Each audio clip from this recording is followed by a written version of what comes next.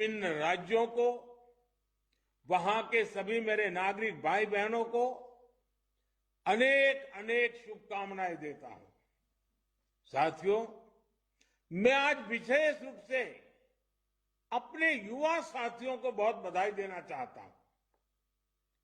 मोदी जब विकसित भारत की बात करता है तो इसके सूत्रधार और सबसे बड़े लाभार्थी देश के युवा ही है।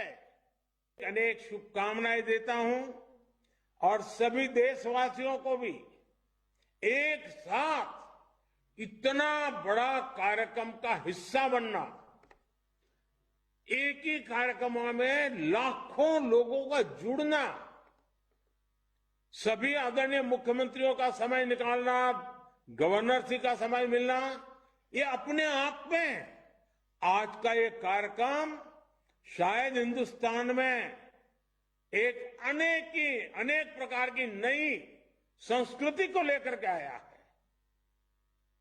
मैं मानता हूं ये रचना बहुत ही उत्तम प्रकार की आज के कार्यक्रम में रचना बनी है। आगे भी हम इसी प्रकार से देश के 505 रेलवे स्टेशन, अंडरपास और ब्रिज और रेल योजनाओं के कई प्रोजेक्टों का लोकार्पण करेंगे। प्रधानमंत्री माननीय नरेंद्र मोदी जी के नेतृत्व में देश के अंदर रेल सुविधाओं का व्यापक विस्तार हुआ है। आज संपूर्ण देश के अंदर रेल यात्रियों की सुविधा के लिए 32 रेलवे स्टेशन बनाए जा रहे हैं। यात्रियों को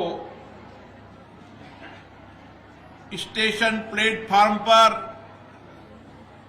वह तमाम सुविधाएं जो आवश्यक है, वह तमाम सुविधाएं उनको मिले,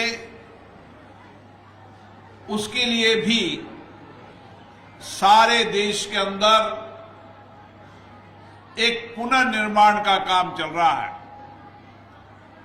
जहां रेलवे स्टेशन के पुनर्निर्माण, नए रेलवे स्टेशन, उसी के साथ साथ आम व्यक्ति को आवागमन में जो असुविधा होती थी, उसके कारण काफी देर तक लोगों को रेलवे फाटक पर इंतजार करना पड़ता था।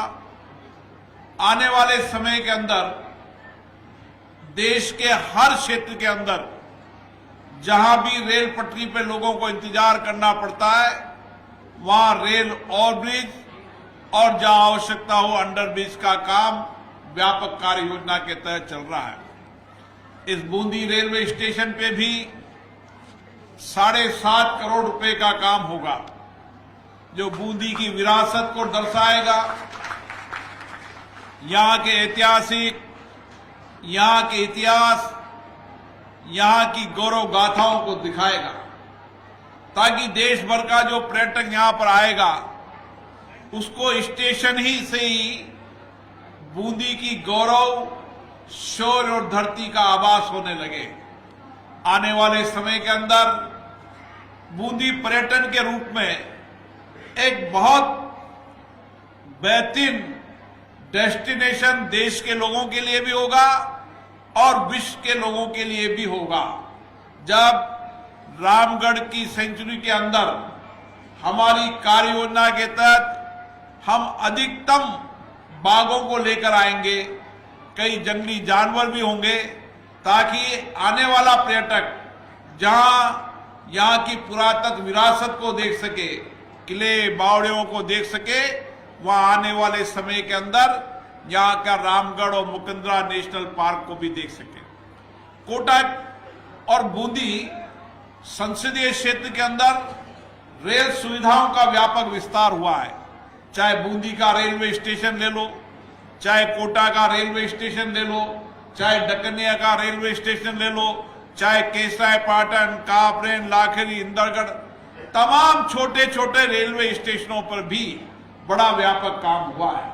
बहुत पुरानी मांग थी, बरसों से मांग कर रहे थे, मांग करने वालों ने तो मांग नहीं कर पाई, लेकिन कोटा से अजमेर रेल लाइन के लिए 50 करोड़ रुपए की भी स्वीकृति हुई है, जिसका काम भी बहुत जल्दी शुरू होगा, ताकि आने वाले समय के अंदर बूंदी से अजमेर की कनेक्टिविटी और जो अजमेर से निकलने वाली कई ट्रेनों को हम बूंदी की तरफ डाइवर्ट कर पाएंगे, ताकि आने वाले समय के अंदर बूंदी में अधिकतम ट्रेनों का ठहराव हो सके और कनेक्टिविटी बेहतर हो सके।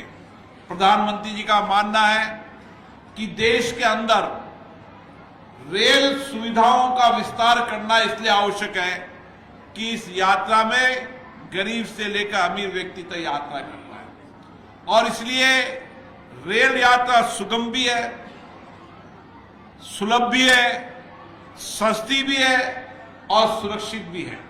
क्योंकि मैं तो लोकसभा अध्यक्ष के रूप में भी और उसके पहले भी जितनी मेरी रेल यात्रा हुई है, शायद उतनी किसी की रेल यात्रा नहीं हुई, क्योंकि रेल यात्रियों की सुविधाओं को एक विस्तार की बहुत महत्वपूर्ण आवश्यकता थी। क्योंकि छोटे छोटे रेलवे स्टेशनों पर कई बुजुर्ग लोगों को चढ़ने में दिक्कत आती थी, बुजुर्ग लोगों के रैंप नहीं थे, एक्सीलेटर नहीं थे, लिफ्ट नहीं थी। अब छोटे छोटे स्टेशनों पर भी एक्सीलेटर होंगे, लिफ्ट होंगे, ताकि बुजुर्ग व्यक्तियों को कोई दिक्कत नहीं हो। छोटे छोटे रेलवे स्टेशन पर कई यात्री 1 घंटे 2 घंटे पहले आ जाते हैं गांव के, उन यात्रियों को रेलवे स्टेशन पर उन तमाम सुविधाओं को जो एक बेहतरीन रेस्टोरेंट के अंदर मिलती है, वह तमाम सुविधाएं यहां पर मिलेगी। आने वाले समय में प्रधानमंत्री जी ने रेल विस्तार के लिए व्यापक योजना बनाई है।